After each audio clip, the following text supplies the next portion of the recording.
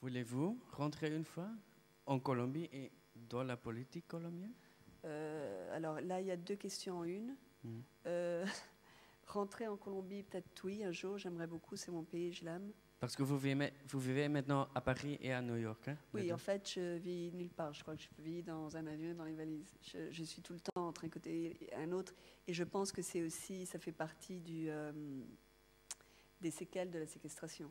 Mhm. C'est-à-dire, c'est vrai que j'ai vécu pendant 6 ans avec un backpack, en train de bouger, et j'ai la bougeotte.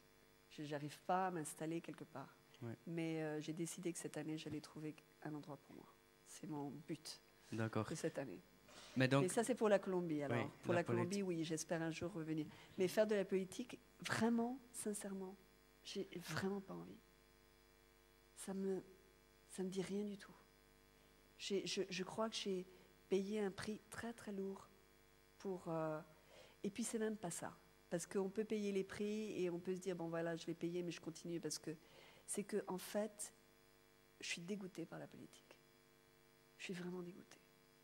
Et par la politique en particulier qui se fait dans mon pays.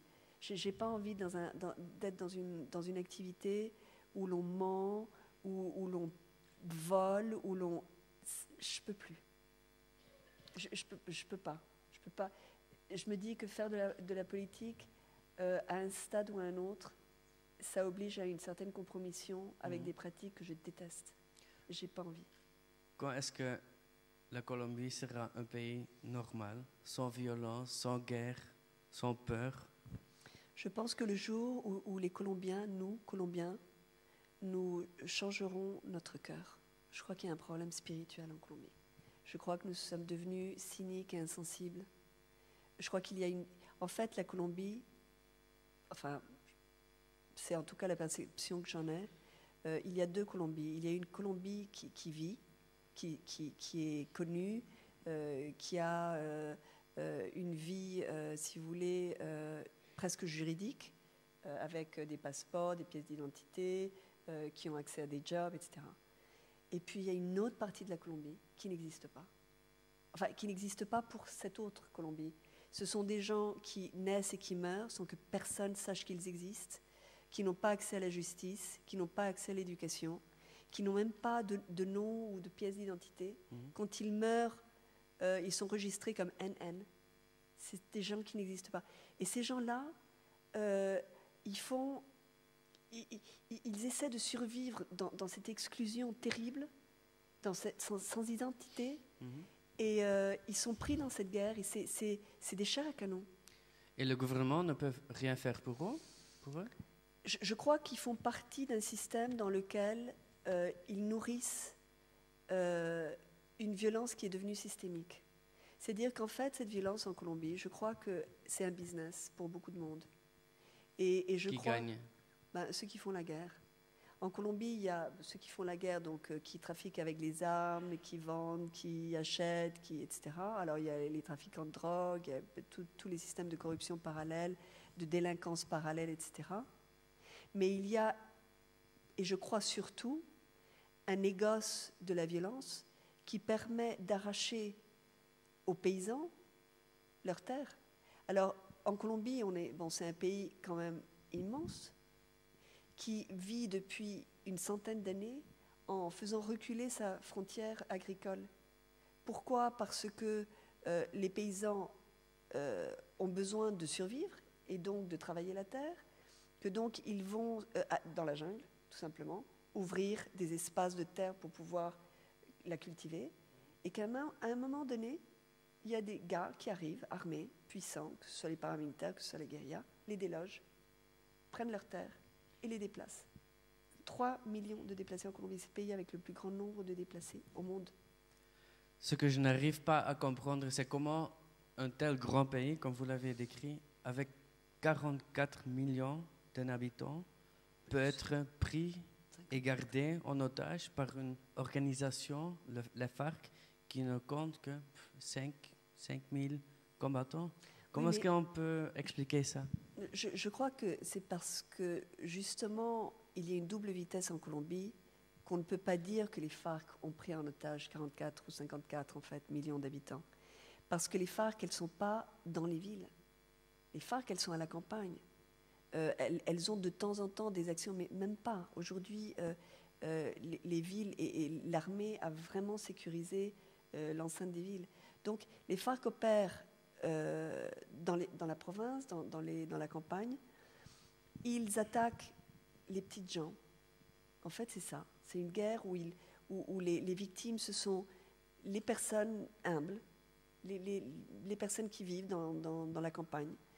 Ils forment leur organisation en recrutant la même dans les paysans qui ont du mal à survivre, qui sont dans la misère. Et surtout dans la jungle, parce que c'est vrai qu'être paysan là où il y a des routes, bon, ça va encore. Mais être paysan dans la jungle, où il n'y a pas d'accès, c'est être vraiment sous la houlette ou de la mafia ou de la guérilla. Et là, pour les jeunes filles, par exemple, qui étaient les gardes, qui me gardaient, ces jeunes filles, quelles étaient leurs options de vie? Soit elles étaient prostituées, soit elles étaient dans la guérilla. Il n'y avait rien d'autre, vraiment. Et pour les gars, c'était des gamins entre 13 et 18 ans, donc des gens, des jeunes. Ouais. Pour eux, c'était soit ils étaient raspachines, cocaleros, ils travaillaient dans la coca, très dur, travail très très dur, violent, risqué, ou soit ils étaient dans la guérilla. Donc pas vraiment d'option. Ouais. Il y a encore des gens pris en otage pour l'instant. Vous n'étiez pas la dernière. Non, combien malheureusement y a-t-il encore? Il y en a, il faut que je refasse mes comptes, mais je crois qu'il y en a encore 18 parce qu'il y en a 2 qui ont été récemment libérés et un autre qui va l'être. Donc il doit y en avoir, il ne reste que 18. Mais ce qu'il faut savoir, c'est que ces 18-là qui restent, pour certains, 14 ans de captivité. 14 ans de captivité. Imaginez un gamin de 14 ans et vous voyez la vie qui s'est passée pour eux dans la jungle. Contre quoi? Pourquoi? Enfin, c'est de temps en temps, moi j'ai l'impression qu'il y a une espèce de schizophrénie dans les FARC. Il y a des trucs qui sont gratuits et qui ne mènent à rien. Qu'est-ce qu'ils attendent de la captivité de ces gens-là? Qu'est-ce que ça peut leur apporter? Leur idéologie sociale n'est plus là. Écoutez, moi, je dois vous confesser que une des choses qui m'a le plus frappée pendant ces 6 années et demie de vie dans les FARC, c'est qu'il n'y a pas de projet politique dans les FARC. Il n'y a pas de réflexion politique dans les FARC. C'était là à l'époque, les années 60. Je pense que c'était là à l'époque. Je pense que ça a été là à une époque. Mais je pense que le fait d'avoir choisi... Alors, il faut aussi comprendre la génétique des FARC.